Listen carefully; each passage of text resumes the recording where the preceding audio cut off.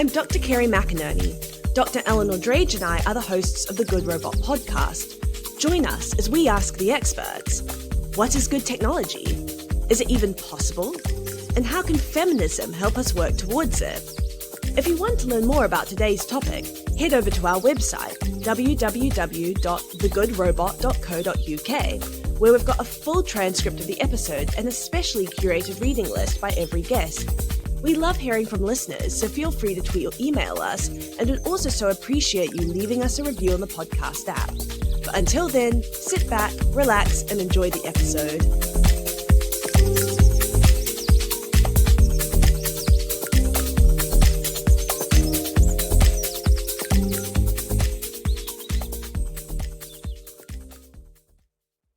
In this episode, we talk to Tara Fickle, an Associate Professor of Asian American Studies at Northwestern University, about race and gaming. Tara introduces us to the concept of ludo-orientalism, or the way that racial stereotypes and categories about Asians and Asian Americans are constructed through games and gaming.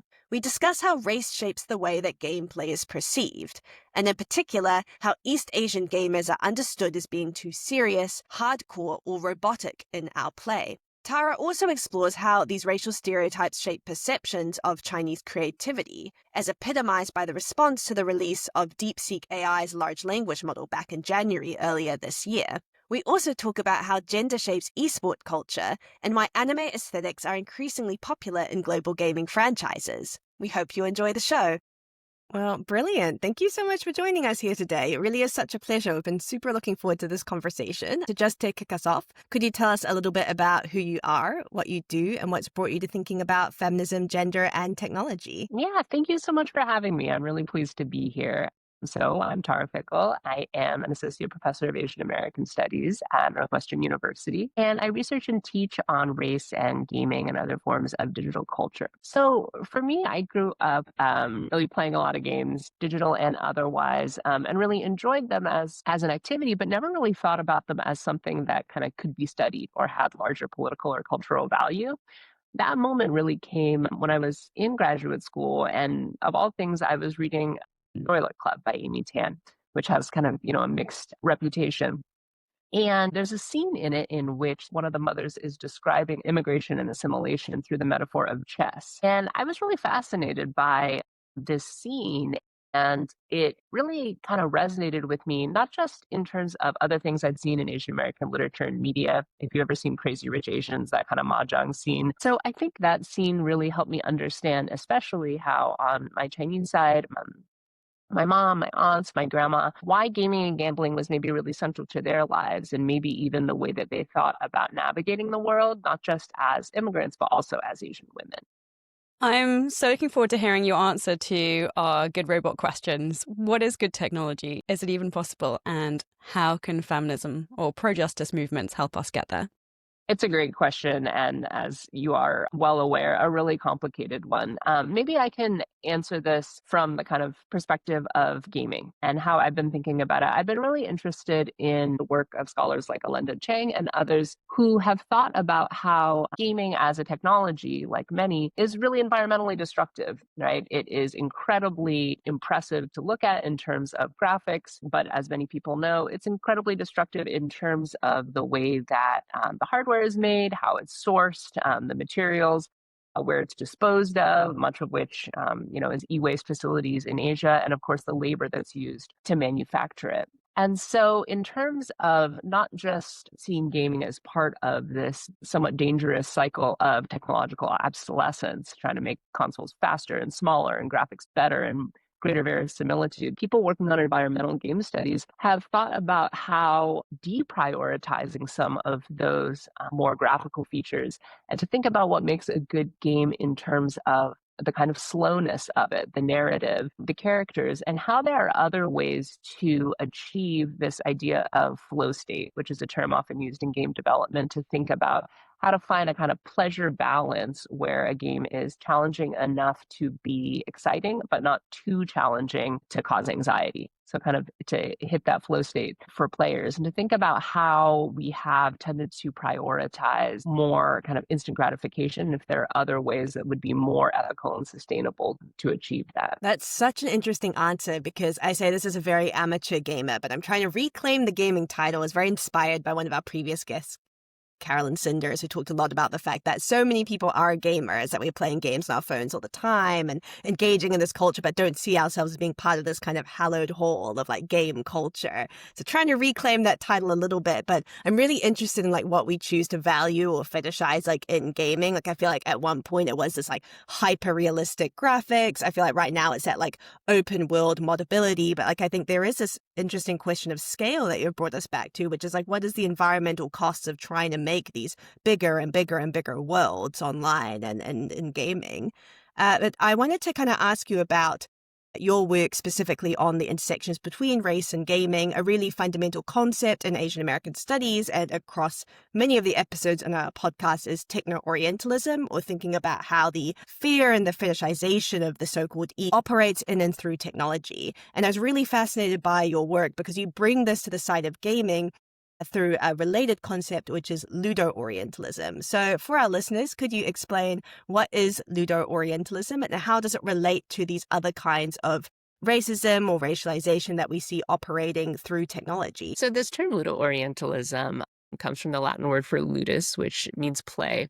And although it's a little bit of a mouthful, one of the reasons that I chose it is because it shows how our ideas about games, the way that we've thought about it, especially in an academic context, is really also itself deeply built in Orientalism. And what I mean by that is in my research, what I found is if you go back to the early nodes when people were first theorizing play, scholars like Johann Huizinga and Roger Caillois actually were using ideas of ludus and paideia, what they contrasted it to categorize different civilizations, essentially, according to what kind of play they engaged in. And they reproduced racial hierarchies that we think of now as part of a kind of eugenic or scientific racist hierarchy in which the most civilized of groups are those who played in sort of logical competition.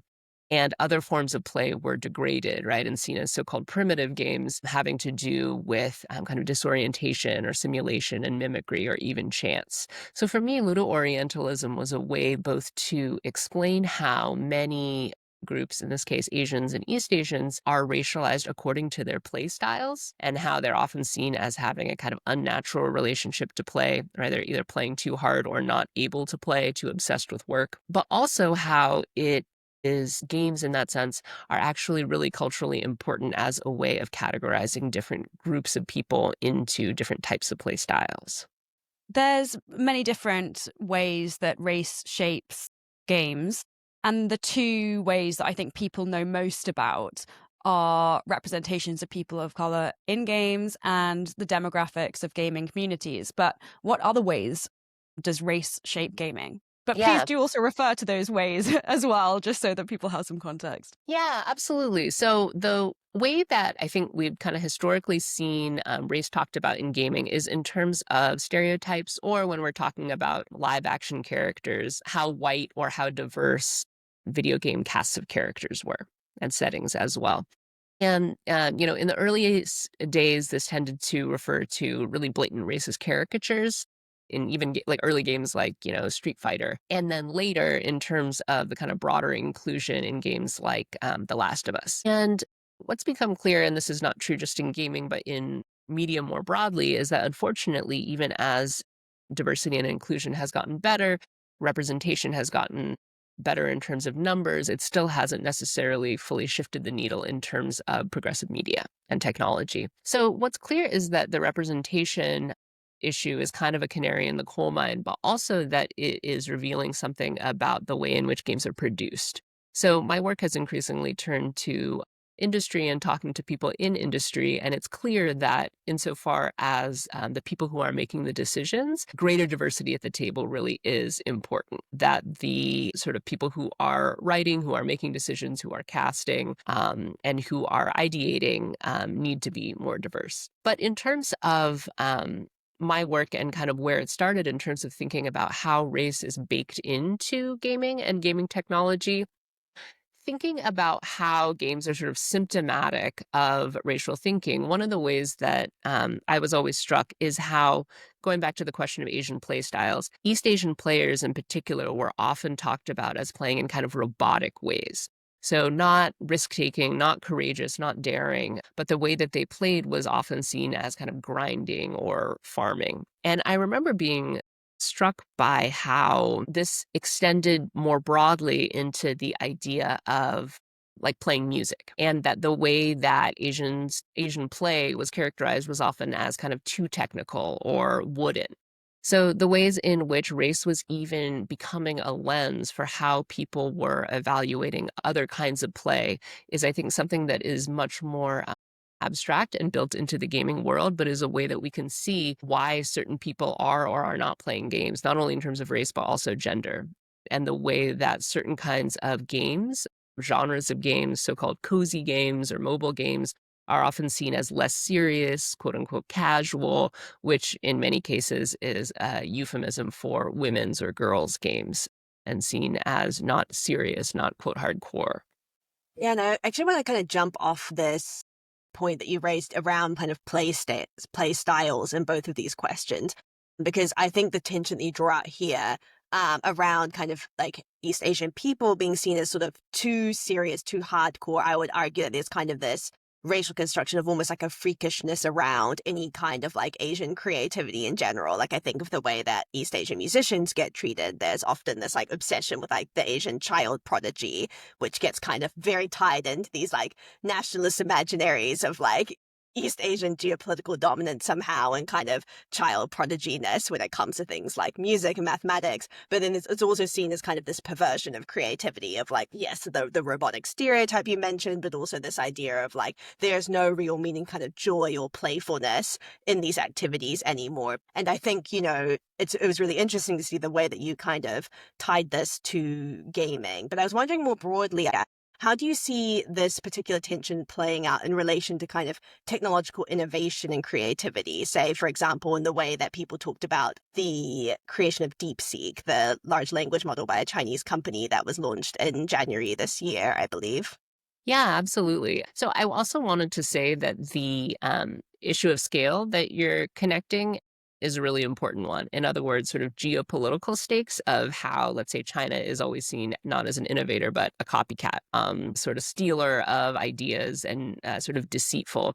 And individual, let's say, Chinese people in the States whose, let's say, gambling back in the late 1800s was seen as a source of kind of moral decrepitude, but also as a sign of kind of cheating and also their, quote, cheapness in terms of their labor, the kind of unreliability and unfairness of it. So I thought DeepSeek was a really fascinating example because on the one hand, it sort of flew in the face of these longstanding racial stereotypes, right? Not only was it done open source, which seemed, you know, to fly against the idea of innovation, freedom, access, against stereotypes of a sort of historically authoritarian China, but it was also done for cheaper, which I think was really the thing that startled people, that although it was innovation, it was also that it was seemingly done at a much larger scale with much fewer resources. And so it was also seen as maybe more environmentally sustainable. And so I think what's been fascinating is to see how those stereotypes and those discourses about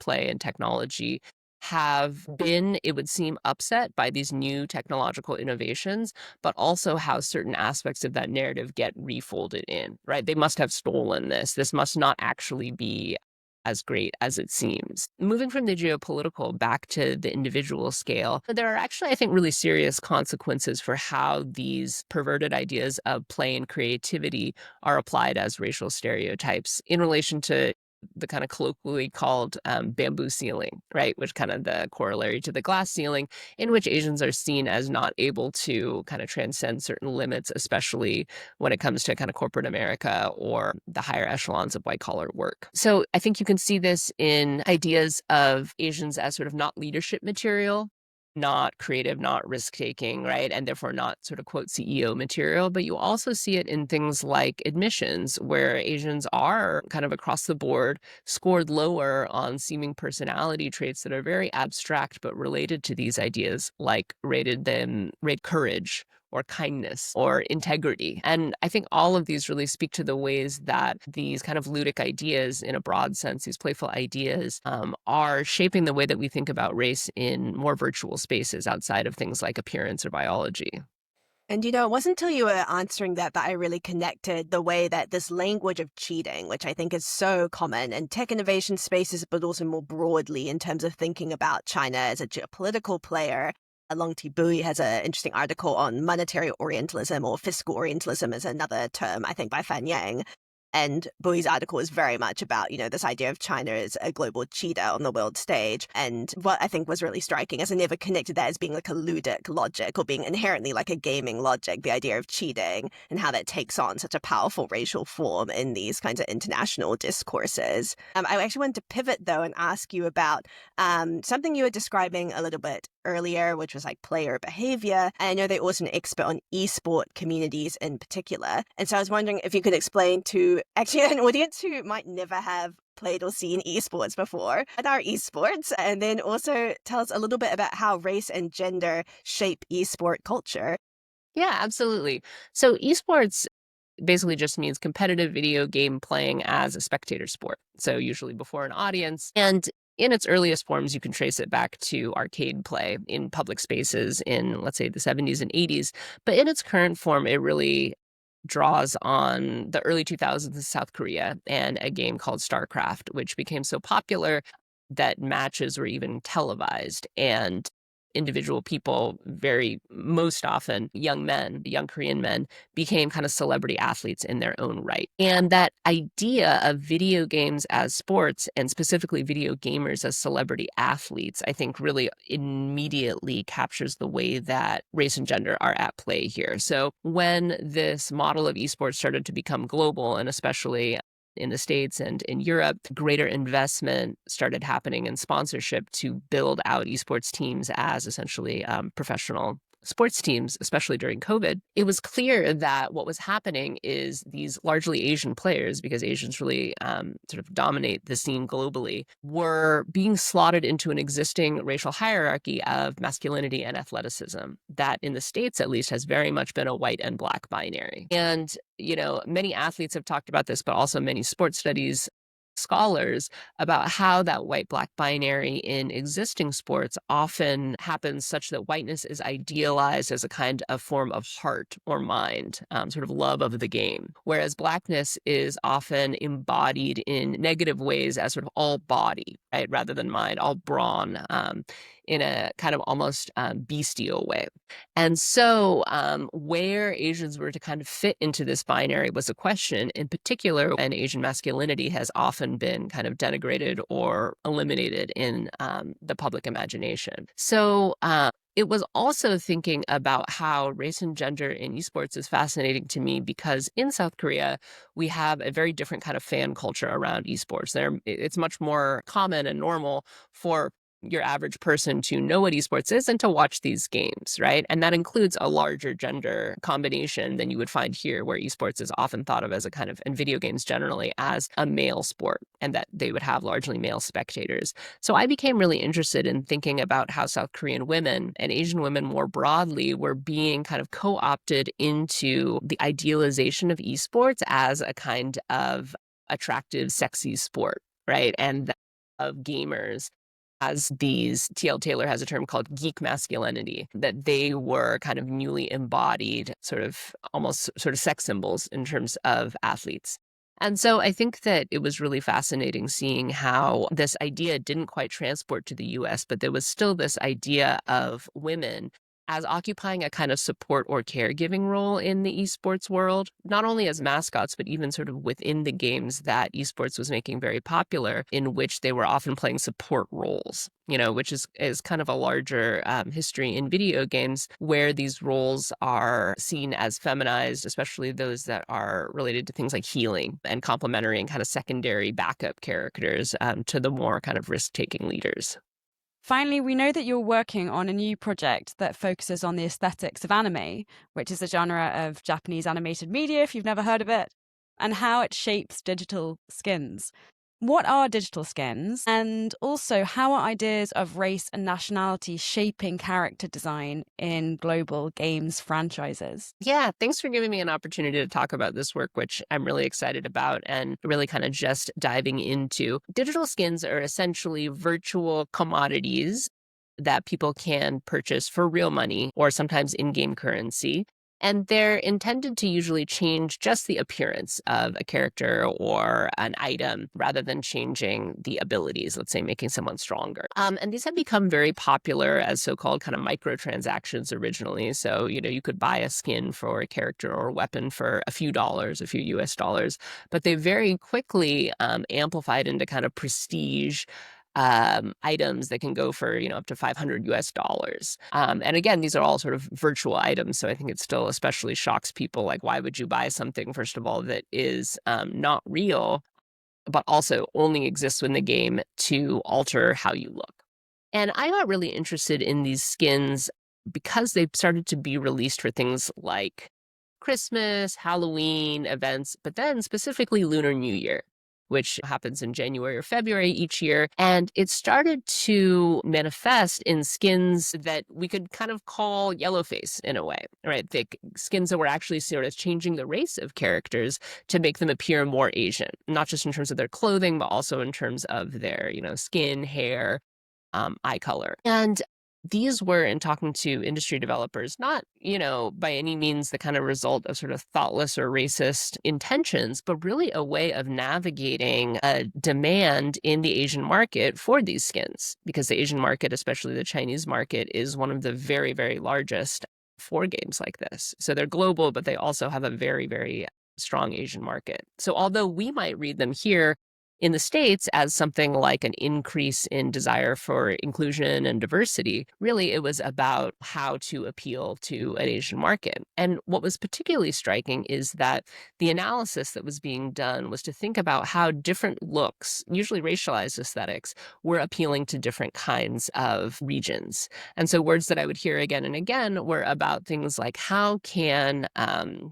why does an Asian market like things that are quote unquote elegant, sexy, magical, and a Western audience is instead drawn to aesthetics that are quote dark, edgy, monstrous, gritty? And it became apparent that the aesthetic that was seen to appeal globally, but especially to an Asian market in that kind of elegant, sexy vein, were what we'd call an anime aesthetic. And, this is something that's coming out of Japanese animation in, let's say, the 70s and 80s, but has really become of global popularity now. And so the work that I'm doing now is drawing on work in anime studies that is thinking about how the racial ambiguity or the perceived racial ambiguity of anime characters is really central to their flexibility as a global commodity. So there's something interesting about how if you ask white Western viewers, what race are anime characters? Many of them will say they're white, and that's not the case in many Asian markets. So the question is, what is it about this anime aesthetic that allows it read so differently and so flexibly across different races and nationality? And how is that really central to the monetization models that games are using now, where you're not paying for the game up front, but you're paying to support it through small microtransactions within it?